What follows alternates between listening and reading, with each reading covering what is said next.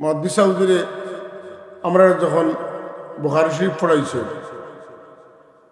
রাসূলুল্লাহ সাল্লাল্লাহু আলাইহি ওয়াসাল্লাম নাম মুবারক আওয়ার বাদে দুরূদ শরীফ পড়তাম কিনা দেখতাম, খেয়াল করতাম।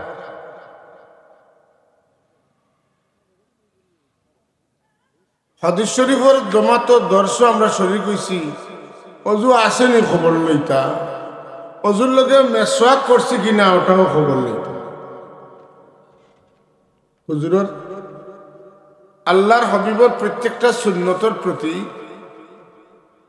বাস্তব আমলের এক উজ্জ্বল দৃষ্টান্ত, আমলকারীর উজ্জ্বল দৃষ্টান্ত হইল মুহাদ্দিস সাহেব। আমরা কতখানো বা বুঝি, তথাপিও যতখান বুঝছি এখানে বোঝা যাইত হুজুরের প্রতিটা পদক্ষেপ, প্রতিটা স্টেপ আছিল হুজুরে আনোয়ার সাল্লাল্লাহু আলাইহি ওয়াসাল্লামের প্রকৃত অনুসারীর স্বরূপ।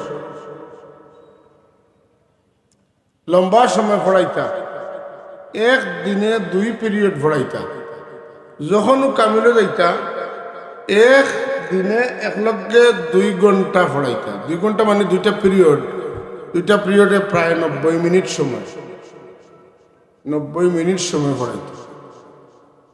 আর হাদিস শরীফ পড়ার বোয়ার পরে যত সময় যাইত হুজুরের চেহারার রংটা তত লাল হইত, তত সুন্দর হইত। এটা আমার চোখত লাগতো না, সবার চোখত লাগতো আমি জানি না। খুব পড়ানির একটা পর্যায়ে দেখা যাইত হুজুরের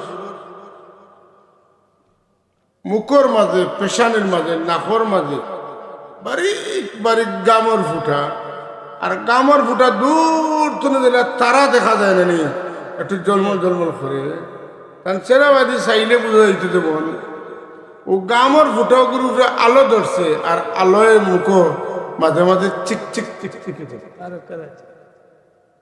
কথা বুঝছেন না? এটা আমি জানি না, হয়তো আমি খিলা দেখছি, কিন্তু আমি ওলা দেখছি। এটা খেনে হইতো তো আমি বুঝি আর না, কিন্তু হুজুরের দর্শ ই হাল হইত, এত সুন্দর চেহারা দেখা যাইত। সাধারণত অন্য কোনো সময়ে ইলা কম দেখা যাইত।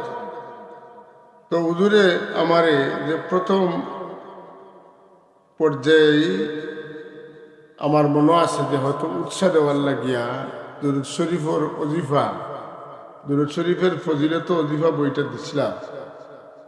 এটা এখনো এটার পৃষ্ঠা কোন সাইডে কোন ফতাত কোন দুরূদ শরীফ আছে, হৌ তখন কোন এডিশনটা যেমন চকুত লাগিতেছে।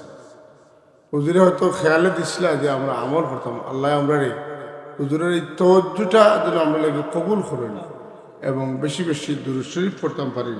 আল্লাহ তৌফিক দিন, সেবক আল্লাহুম্মা আমিন।